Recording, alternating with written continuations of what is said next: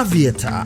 Rusha ndege, ushinde. Wapi utatua? Uamuzi ni wako. Aviator inapatikana kupitia pmbet.co.tz.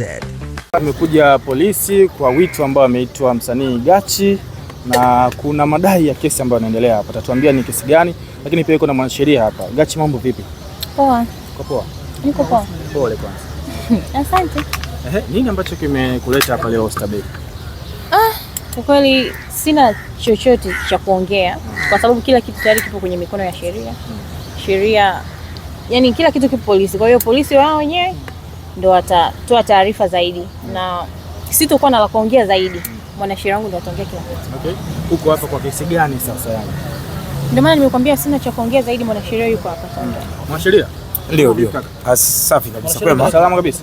Safi kabisa. Okay, tumeona mteja wako leo amekuja hapa Oysterbay mapema sana. Ameitwa hapa. Ni kesi gani ambayo imemfikisha hapa leo? Ni kweli, kwanza nikiri kwamba nilipokea taarifa kutoka kwa mteja wangu ambaye ni Gachi, na akanieleza mapema jana kwamba leo kuna wito wa kufika kituo cha polisi cha Oysterbay, na aliitwa kwa sababu kuna malalamiko dhidi yake yaliyoletwa na huyo msanii anaitwa Yami. Okay.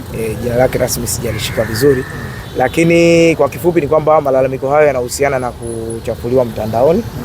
Na mteja wangu leo alipoitwa, kama ilivyo taratibu za kisheria kwa mujibu wa kanuni za mwenendo wa makosa ya jinai, ni kwamba amechukuliwa maelezo ya onyo kama tunavyoita kwa mujibu wa sheria, na baada ya maelezo ya onyo basi tutarudi siku ya Jumatatu kwa ajili ya kuendelea na taratibu zingine za kisheria. Lakini kama alivyotangulia kusema mwenyewe kwamba ni utaratibu wa kawaida wa kisheria kwamba jambo lolote linapokuwa katika vyombo vya upelelezi au uchunguzi au mahakamani, hatupaswi kulizungumzia kwa sababu ya kuzuia kitu tunaita prejudicial, yani kutokuingilia utaratibu wa utoaji haki. Okay. Lakini ninachoweza tu kuhakikishia mashabiki wake ni kwamba yuko katika mchakato sahihi wa kisheria, na mimi nikiwa kama mwanasheria wake kutoka ofisi za mawakili Wintrust Attorneys and Consultants, tutahakikisha kwamba mteja wetu anapata haki na anakuwa salama. Okay. Kwa namna hiyo. Na amekuja hapa kwa kesi msema uzalishaji. Kamdalisha nani? Yami au kuna nani mwingine ambaye aliyelalamika ni Yami, na hata nilipouliza kama mwanasheria,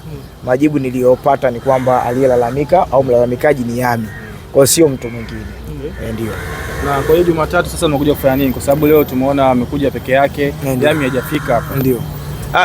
Ni dharura za kawaida, wala siwezi kuwa biased kwa namna yoyote, lakini Yami kutokufika haiwezi kuzuia mchakato wa vyombo vya upelelezi kuendelea, ambalo ndio jambo natamani niliseme pia kama elimu kwamba hivi vyombo vya umma vina utaratibu wao wa utendaji kazi. Kama polisi ni chombo cha upelelezi, kwa mimi kama wakili ninachoangalia hapa ni kwamba zile taratibu za kisheria zimefuatwa, mteja wangu amepata haki zake zile za kikatiba na za mwenendo wa sheria unavyohitaji. Kwa kifupi, mpaka leo mimi nimeridhika, utaratibu wa mteja wangu unaenda sawa na sheria zimefuatwa kama inavyohitajika, lakini Yami kweli hatujamuona mpaka mida hii. Kwa sisi tunaendelea na utaratibu na tutaendelea kumsimamia mteja wetu mpaka atakapopata itakapofika hatima ya haki yake. Kama mwanasheria sasa, unahisi kwa hiki ambacho kinaendelea kwa Yami kutokufika na mteja wako amefika hapa, kuna namna yote hii kesi inaweza ikaenda ikawa sawa kwa upande wa mteja wako? Kwa sababu kama hivyo ameshindwa kufika Yami, na maana mambo mpaka akae sawa afike kwanza kisheria. Ndio maana nimetangulia kusema, kwa sababu cha kwanza tulichojiridhisha ni kwamba huyu mlalamikaji amehojiwa, tumeona maelezo yake yaliyohojiwa, kwa hapa hatuna shaka. Lakini mteja wangu ambaye ni mlalamikiwa au mtuhumiwa naye pia amehojiwa, na ndivyo sheria inavyotaka. Kwa mimi sioni kama kuna sababu yote ambayo anaweza akanyimwa haki yake, na ndio maana mimi niko hapa kwa ajili ya kuhakikisha kwamba tunamsimamia na anapata haki yake. Okay. Yes. Kwa kesi kama hizi najua itakuwa sio kesi ya kwanza kufika kwako. Huwa zinamalizika vipi, au kuna faini zozote au kuna nini ambacho kinafanya mwisho wa siku hii kesi inakwisha? Kwa sababu ni udhalilishaji kwenye mitandao ya kijamii. Kwa kawaida kesi hizi zinakuwa, sisi kwenye sheria tunazichukulia hizi kama petty offenses. Nikisema petty offenses huwa ni makosa madogo madogo. Yaani huwezi kufananisha makosa kama haya na makosa kama ya mauaji, makosa kama ya wizi wa kutumia silaha, huwezi kuyafananisha na makosa kama haya. Kwa hiyo ni makosa ambayo mara nyingi adhabu zake zinakuwa ni faini au kifungo kisichozidi miaka 5 mara nyingi.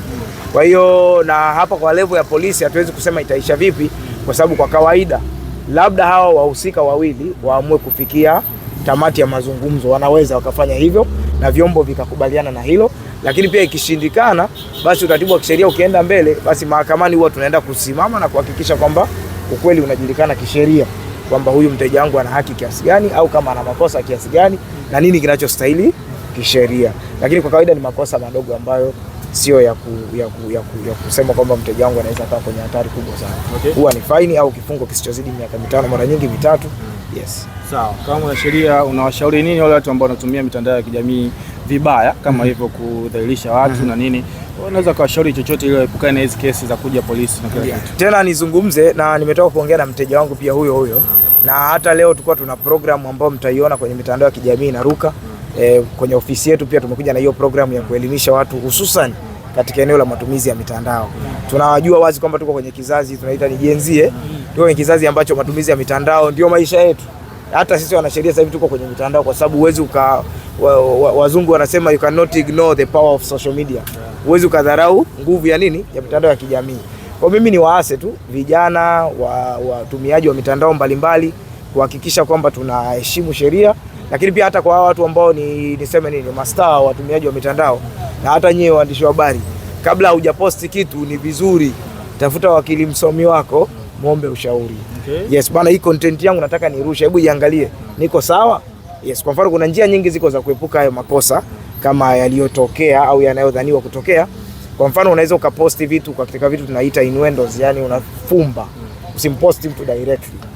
Nadhani mmewahi kuona hata kuna wachora katuni ambao wanatuma ujumbe fulani kwenye jamii, lakini anaenda simpoint mtu direct akatumia njia fulani ili kuepuka hiyo mikono ya sheria. Kwa matumizi ya mitandao lazima tuhakikishe watu wanafuata sheria, na kama huelewi consult mwanasheria aweze kukushauri vizuri ili usiingie kwenye mikono ya sheria.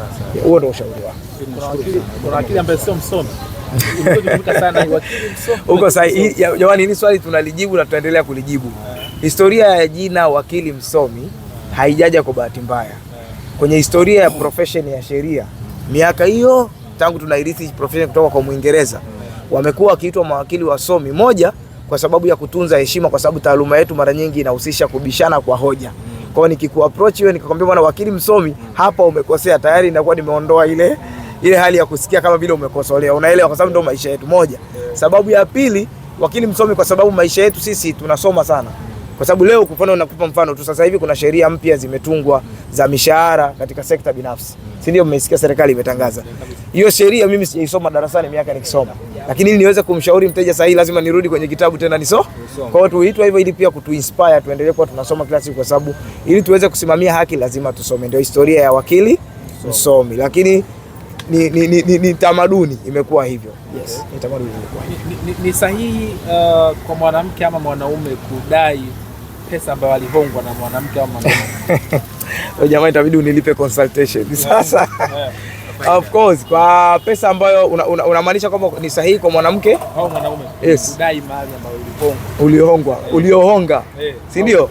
Yes, kuhonga inawezekana kwa sababu kwa mujibu wa sheria ya ndoa ya mwaka 1971 imeweka utaratibu kwamba hata ile sheria imelinda kuanzia watu wanapokuwa kwenye mahusiano, uchumba, hata mpaka ndoa. Sasa katika mahusiano inatambua pia vitu vinaitwa zawadi au gift.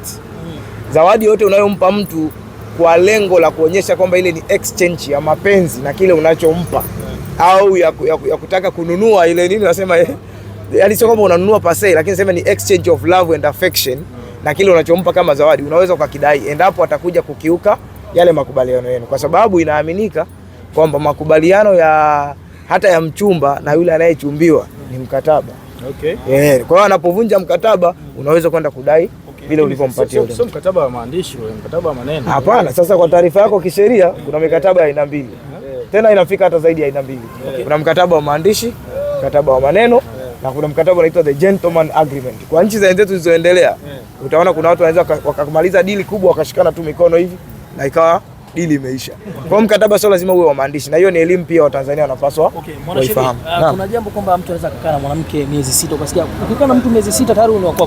Hiyo kweli. Kwanza hiyo nafikiri sijui ni nani aliwahi kuileta, lakini hatuwezi kupinga mawazo ya watu. Lakini kwa mujibu wa sheria ni kwamba watu wawili, mwanaume na mwanamke, wanapokaa chini ya dari moja, kwa maana wanashare nyumba moja, na wakiwa wanafanya yale majukumu ya mume na mke, hata kama hawana ndoa kwa miaka miwili, hao wanachukuliwa kama ni mume, na hiyo ni dhana. Kisheria tunaita presumption of marriage, yani ndoa dhahania. Ina maana kwa nini tunaita dhahania? Ni kwa sababu inahitaji udhibitisho ndio tuweze kuitreat kama ndoa. Sio miezi 6. Na sio miezi 6, ni miaka 2 kwa mujibu wa sheria. Nashukuru sana washauri. Bwana, mimi nawashukuru sana. Appreciate sana. Wote hapo Jumatatu. Karibuni. Karibuni sana. Asante.